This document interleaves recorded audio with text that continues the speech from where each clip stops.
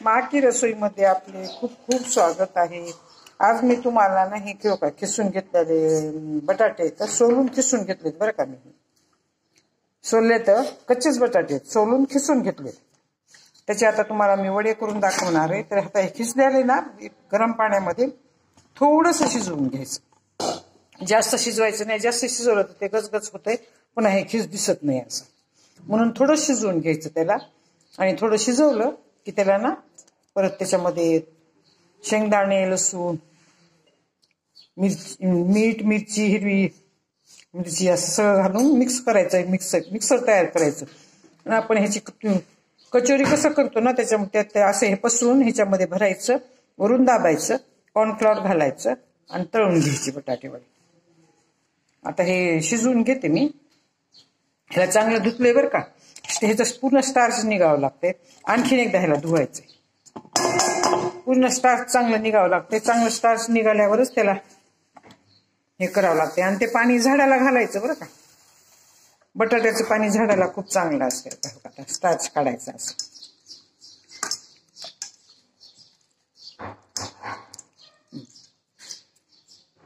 आता हे सगळं पाणी एखाद्या झाडाला घालून टाकायचं।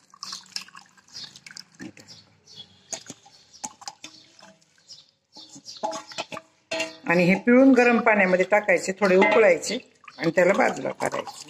जास्त शिजवून घ्यायचं नाही बरं का। आता बघा स्टार्च पूर्ण निघालंय ह्याचं। आता हे ना आपल्याला एखाद्या झाडाला टाकून द्यायचं। हे पाणी खूप पौष्टिक असतं, ह्याच्यात फॉस्फरस खूप असतंय। आता हे मी गरम पाण्यामध्ये शिजवून घेते, एखाद्या कढईमध्ये कशामध्ये तरी। अगोदर पाणी गरम ठेवते, चांगलं पाणी उकळलं की ह्याच्यात टाकते, 1 मिनिट ठेवायचे आणि परत काढायचे। आता हे बघा शिजायला ठेवले बरं का। झालं, एक उकळी आली। आता हे चांगलं शिजले का तर मी बारीक खिसणीने खिसलेले, मोठ्या खिसणीने खिसल्या तर उशीर लागतं ह्याला शिजायला। आता हे बारीक खिसणीने खिसलेले हो का छान शिजले। आता मी ह्याला बंद करते आणि थोडं झाकून ठेवते। एकच उकळी द्यायची बरं का।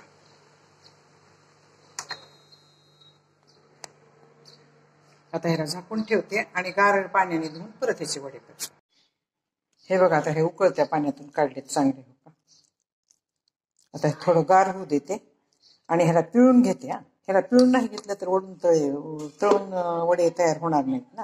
आता थोडं गार झालं की ह्याला पिळून घेते आणि ह्याच्यात मीठ, मिरची मिक्स करते।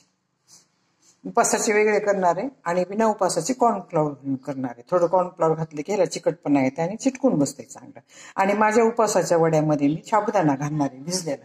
आता हे असं भिजवून ठेवला होता साबुदाणा मी, ते साबुदाणा थोडा ह्या किसामध्ये मिक्स करणार आहे आणि ते करून वडे तयार करणार आहे।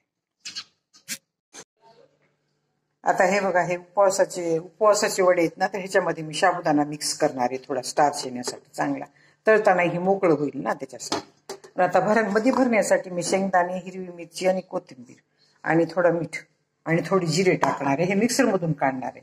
आता हे कॉर्नफ्लॉवरचे करणार आहे बघा मी। तर ह्याच्यामध्ये कॉर्नफ्लॉवर हे मिक्स करायचे। हे ते मीठ आहे, चवीपुरतं तुम्ही मीठ टाका, ह्याच्यामध्ये दुसरं काही टाकायचं नाही, एवढंच टाकायचं ह्या बटाट्यामध्ये। हे काही तर खिसलेले बटाटे, त्याला स्टार्च येण्यासाठी कॉर्नफ्लॉवर टाकले थोडं आणि हे मीठ आहे।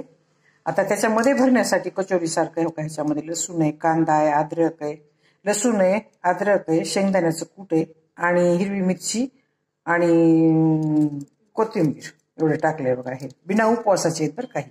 आणि ह्या उपवासाच्या मध्ये मी थोडी कोथिंबीर आणि हे घेतली नाही मी, विसरले, आणि हे टाकणार आहे। आणि हे मध्ये भरण्यासाठी कचोरी सारखं मध्ये भरण्यासाठी वडावरून तयार करायचं आणि मध्ये भरून तळून परत तळायचं वरून बंद करून। आता हे कॉर्नफ्लॉवर हे बिना उपवासाचं आहे आणि हे उपवासाचं आहे। ह्याच्यामध्ये थोडी हिरवी मिरची आणि ह्याच्यामध्ये फक्त मी थोडं हे टाकणार आहे, आता कोथिंबीर टाकणार आहे फक्त। ह्याच्यामध्ये टाकायचीच नाही कोथिंबीर हो का, ह्याच्यामध्ये टाकलेली। आता हे पण ह्याच्यामध्ये टाकलेली, सारं नाही हे भरण्यासाठी आतून, आणि हे वरून लावलेलं पीठ आहे बरं का। आता हे उपवासाचं पीठ आहे, साबुदाणा आणि ते मी आता साबुदाणा बारीक करून घेते आणि दोन्ही मिक्स करून घेते आणि मीठ टाकले थोडं, चवीपुरतं मीठ टाकायचं। उपवासाचं आहे बरं का, ह्याच्यामध्ये म्हणून मी साबुदाणा टाकला, विसरून मी आता ह्याचं कूट केलं नाही। तुम्ही साबुदाण्याचं कूट करून टाका, एखाद्या वेळेस साबुदाणा उडून येते बरं का अंगावर हो का। असं धरायचं आणि असं भरायचं, भरून येऊ का असं चिटकवायचं हाताने, चांगलं चिटकवायचं बरं का हाताने, का तर ते बाहेर येऊ नये हो का। असा वडा तयार होते, कचोरी सारखा वडा तयार होते।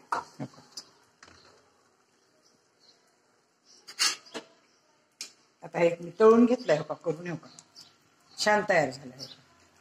पण साबुदाण्याचं पीठ नाही तर भगरीचं पीठ दळून घ्या बरं का. हे साबुदाणा उडतोय हा जोऱ्याने. हे छान झालं तयार.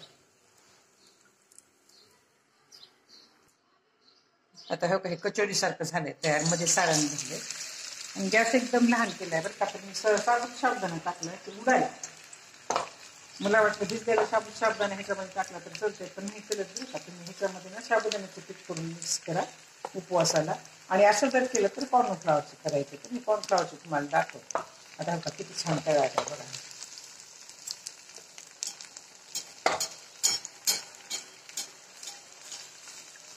मी गॅस मुद्दाम लहान केलाय ते उडायला साबुदाणा. माझ्याकडे आता पीठच शिल्लक नव्हतं कशाचं, म्हणून ते तसं केलं.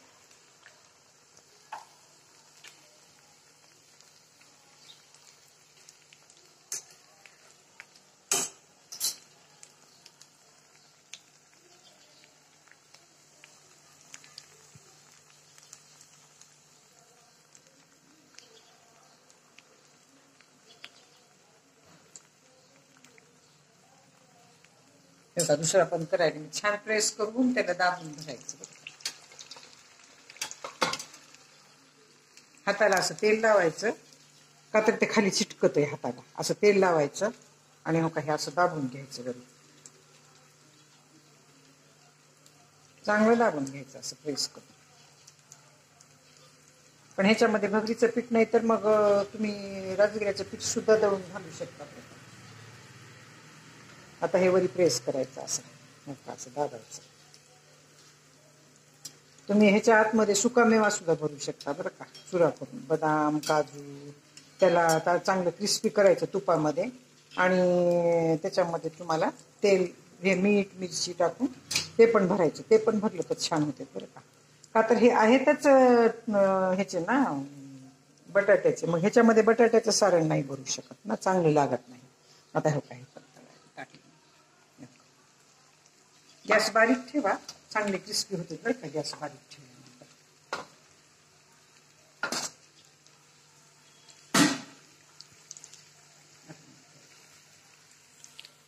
आता हे बघा कॉर्नफ्लॉवरचे चांगले क्रिस्पी होण्यासाठी आणि ह्याचं सारण चांगलं फिट होण्यासाठी ह्याच्यामध्ये मी कॉर्नफ्लॉवर टाकले.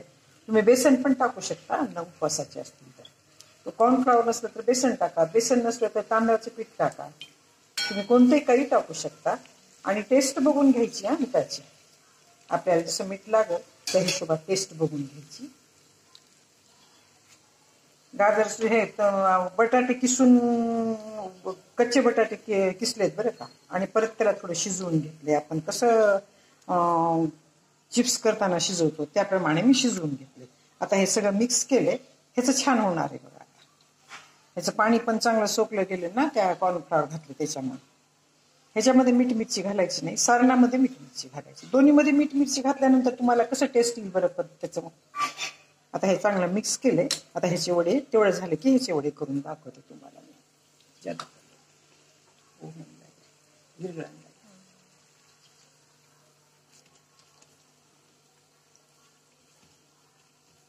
आणि उपवासाच्या ह्याच्यामध्ये तुम्ही नक्की हे करून टाका बरं का.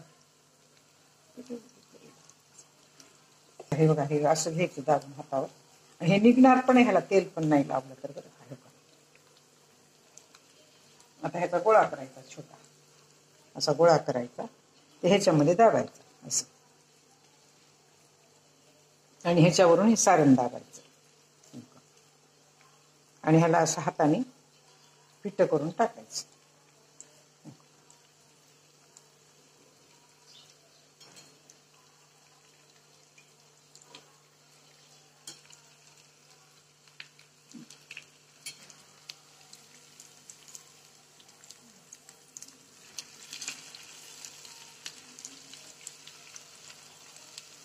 लिंबू किती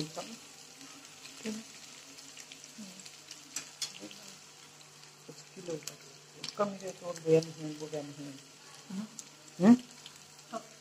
है काही जरात पण.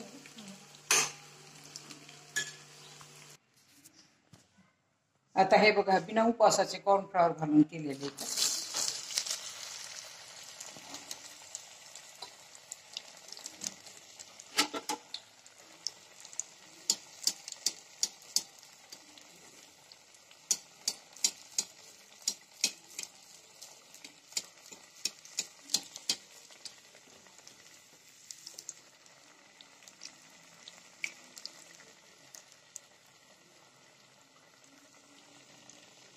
हाय फ्लेमवर ठेवायचे बरं का, नाहीतर विकरले जाते बरं, ते सगळे तुटते पुन्हा. गॅस बारीक करायचा नाही. गॅस बारीक केला की सगळं तुटल्याने तुटून ते बाजूला येते सगळं.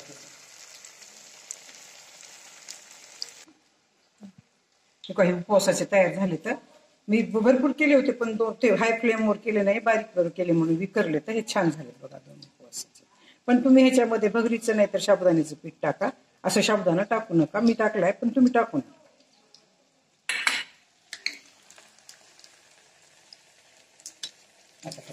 छान फुगून पण छान येतात बरं का, छान होते, खूप छान होते बघ कसं झालं. आणि कॉर्नफ्लॉवर टाकले ना त्याच्याने लाल छान होते.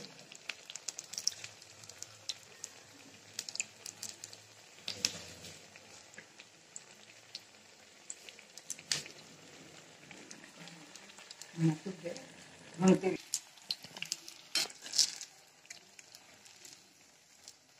हे बघा छान तळायचं.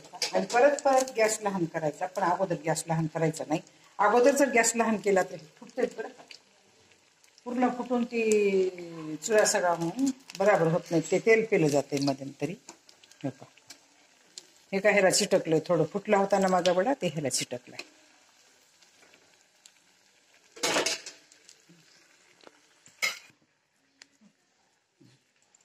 मोठ्या किसणीने किसलं तर त्याला जास्त वेळ शिजवावं लागेल. हे लहान किसणीने किसले बरं का मी.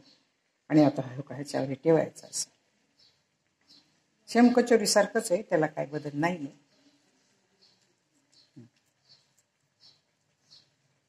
आणि हे परत असं आकार द्यायचा, आपल्याला काय आकार द्यायचा आहे ते चांगलं दाबून घ्यायचं, चांगलं चिटकवायचं, एकलं एक असं भरायचं.